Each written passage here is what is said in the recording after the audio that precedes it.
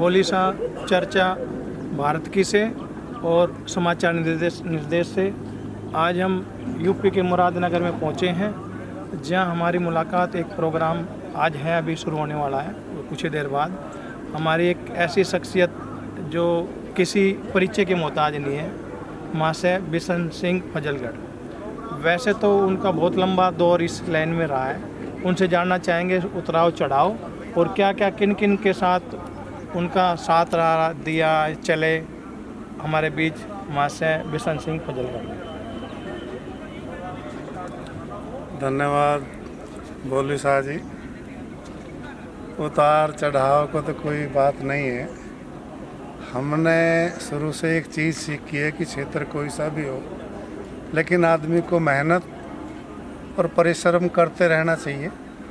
जहाँ करोगे कहीं ना कहीं अगर मेहनत करोगे तो नाम और काम और दाम सम्मान सब जगह मिलता रहेगा।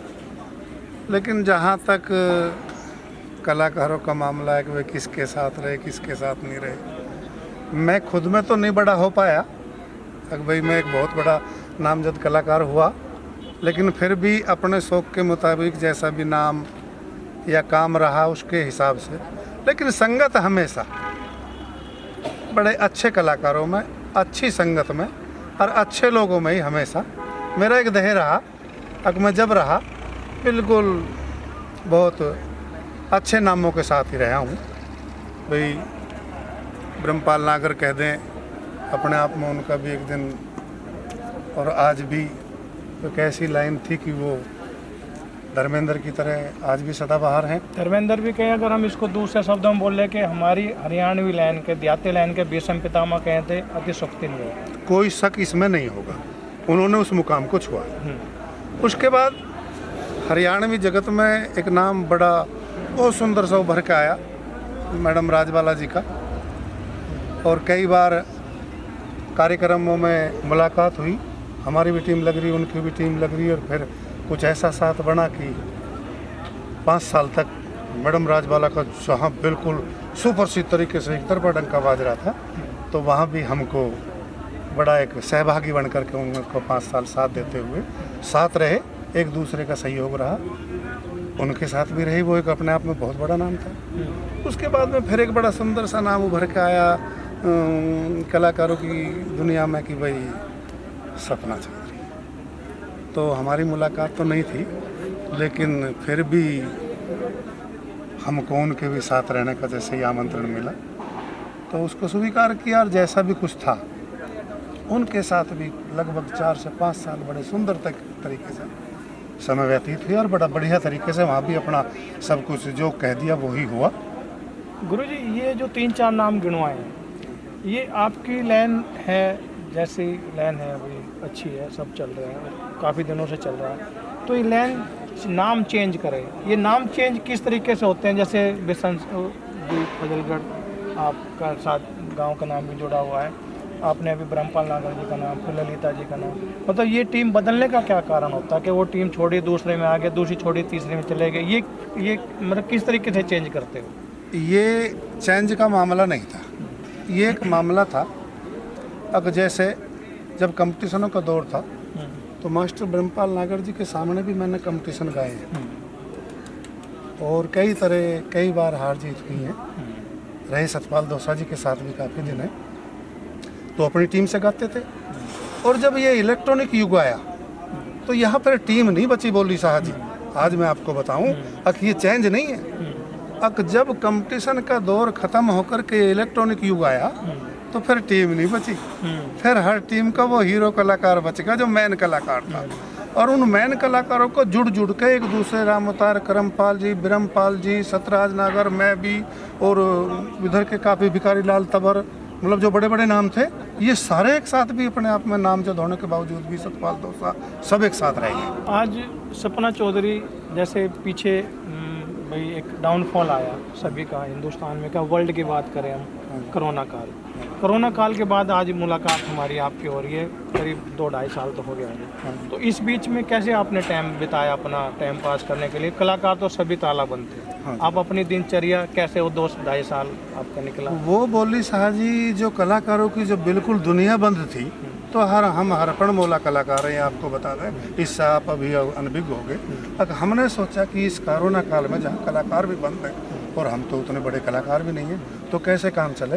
हम उससे पहले ही 1-1.5-2 साल पहले, क्योंकि मैं कबड्डी का प्लेयर भी रहा और मेरा एक बेटा वो भी कबड्डी खेलना शुरू कर दिया, तो हमने खुद ही रिशपाल गुर्जर कबड्डी एकेडमी के नाम से अपनी कबड्डी की एकेडमी खोल ली, जिसके संस्थापक और संरक्षक हैं पूर्व विधायक प्रशांत चौधरी जी।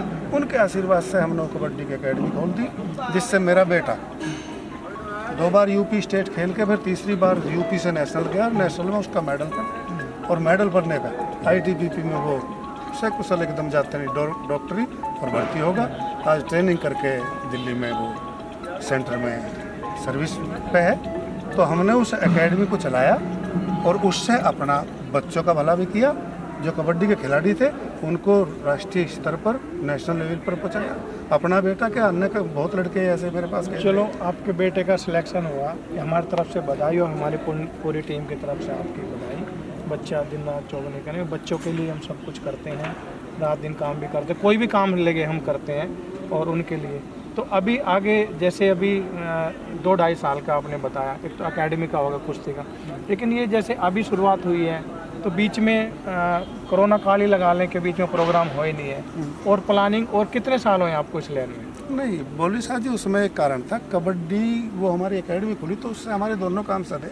अब बच्चे उनका हमने भविष्य भी सुधारने का काम किया है और उससे हमारे घर का भी खर्च पानी चला है कबड्डी एकेडमी से, ऐसा नहीं है।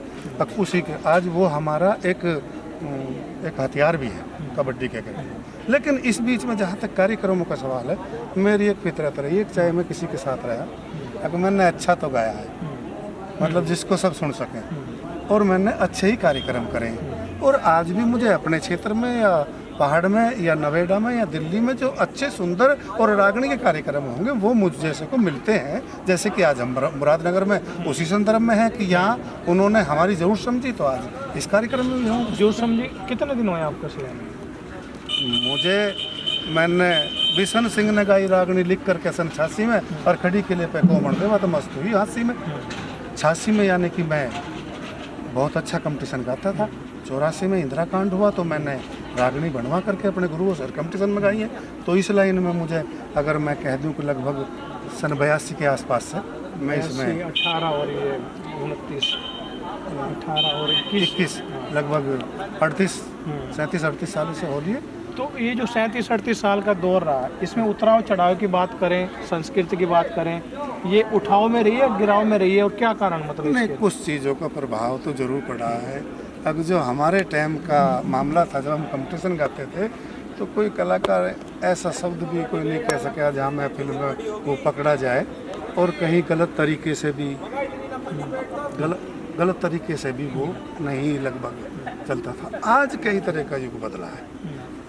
जो हमारी असली जो रागनी से पहचान है हिंदुस्तान में, क्योंकि रागनी एक प्रधान शब्द है, अगर इसको देखा जाए तो कुछ बदलाव आए हैं कि रागनी के जो कलाकार हैं अब बहुत, कोई जाति पे गा रहा है, कोई विशेष जाति पे गा रहा है, वो मैं मानता नहीं हूँ। मैं बदलाव के कारण मतलब बदलाव कहाँ रहा, मतलब कमी कहाँ रही? गुरुओं में रही, गाने वालों में रही, या गुआन वालों में रही, या प्रोग्राम कर कमेटी के रही? ये श्रोता भी, कवि बदल गए, गाने वाले बदल गए, श्रोता भी बदल गए। बोले साहब जी, मतलब हर कुछ बदला है। और ये जो इलेक्ट्रॉनिक युग आया, ये भी तो एक बदलाव था।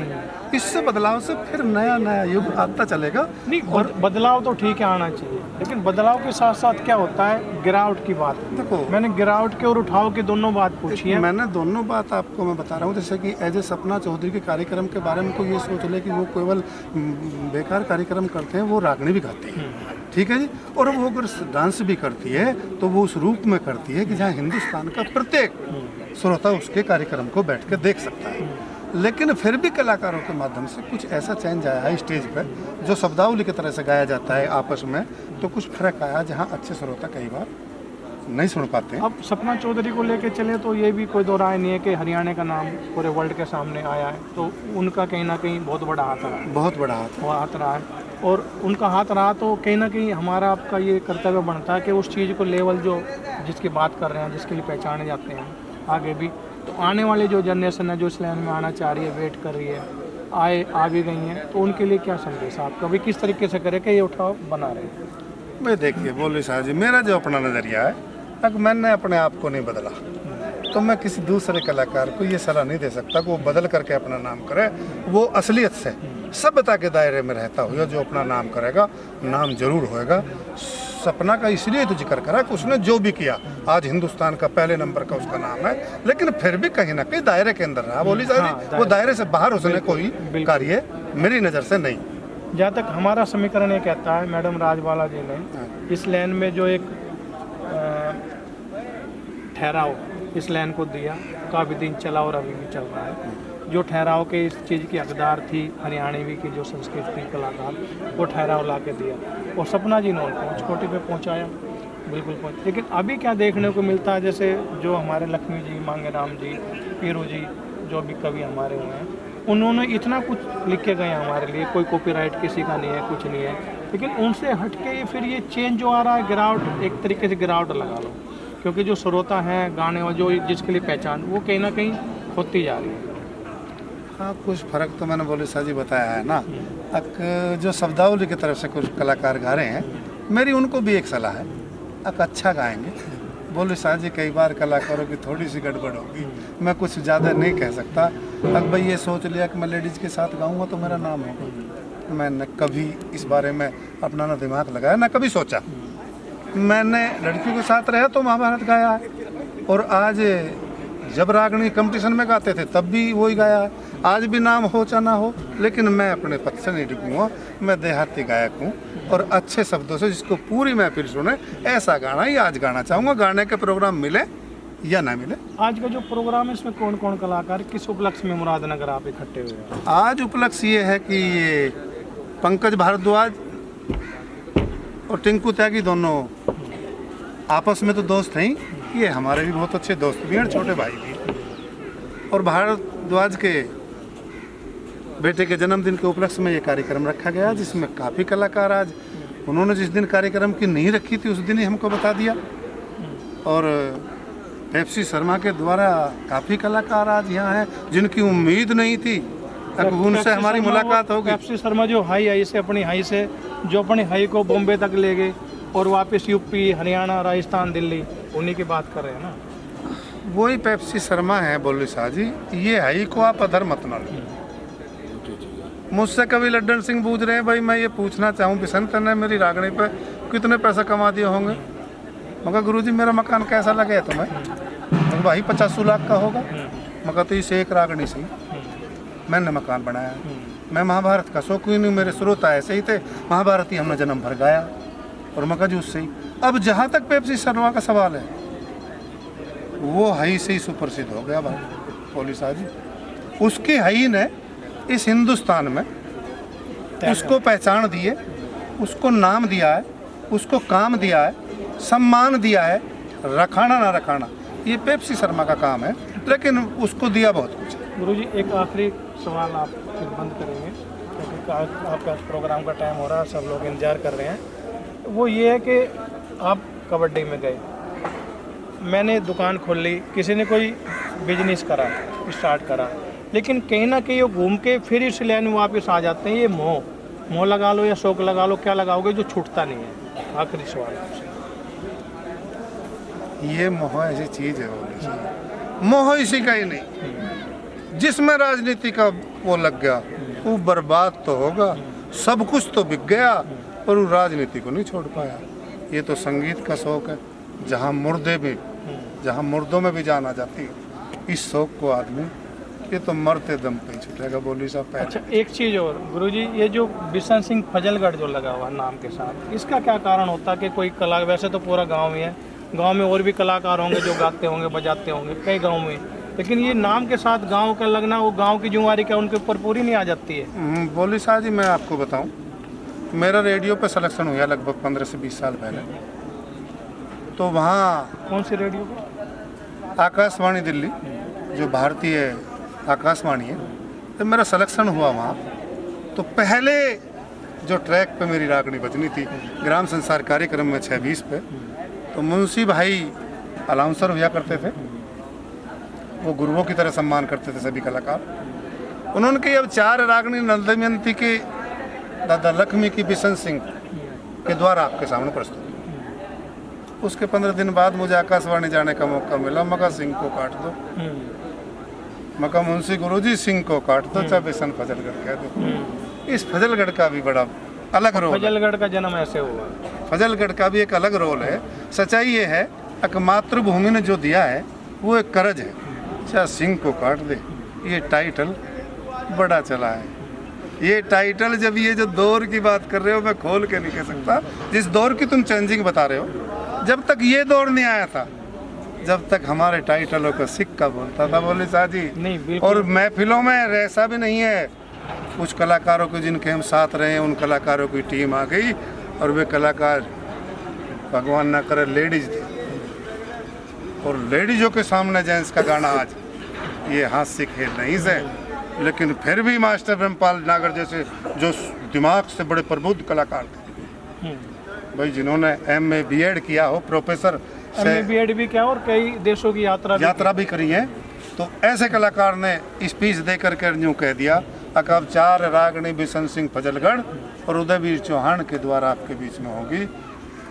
तो वैसे तो जो हरिश्चंद्र तारावती जैसे किस्से होते हैं, लोग बाग उन पर भावुक हो जाते हैं, लेकिन हम कुछ महाभारत की बातें ऐसी गाते थे अब जिन पर लोग वीर से नहीं, जहाँ भावुक हो जाते। अच्छा, महाभारत का मौके हस्तिनापुर से जुड़ा हुआ तो नहीं है भाई? महाभारत ज़्यादा गाना मेरठ हस्तिनापुर आपके पड़ोस में, तो नहीं, भारत का सबसे प्रसिद्ध किस्सा है।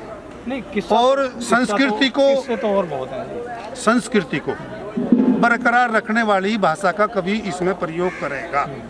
आज जिस कार्यक्रम को तुम मुझसे खोल के पूछना चाह रहे हो, जिसे मैं खोल के नहीं कह सकता, कलाकार कोई भी छोटा बड़ा वे सब कहीं ना कहीं हमारे भाई हैं। किसी का कैसे चल रहा है, किसी का कैसे चल रहा है, मेरा महाभारत से चल रहा है, पेप्सी शर्मा का हाई से चल रहा है, तो मैं किसी कलाकार को गलत नहीं बता सकता। गलत नहीं, समय का ये दुरुपयोग है या प्रभाव है या क्या है, अब भाई समय के अनुसार कुछ कलाकारों को कुछ मजबूरन होकर कैसे फैसले करने पड़ जाते हैं। अब भाई कार्यक्रम सुपर करने के लिए कहीं थोड़ी बहुत गड़बड़ करनी पड़ेगी, पर थोड़ा नमक आटे में मिलाना, वो मिलाना पड़ेगा। लेकिन हमारा एक देह रहा अगर जहाँ कुछ भी बरसा चाहे। लेकिन जिस महाभारत की बात कर रहे हो तुम, अगर इसको लेकर के हम उसमें फिल्म में भी खड़े हो गए तो बोली शाह जी कसम से कह दें तो रस बरसता दिखाई दिया।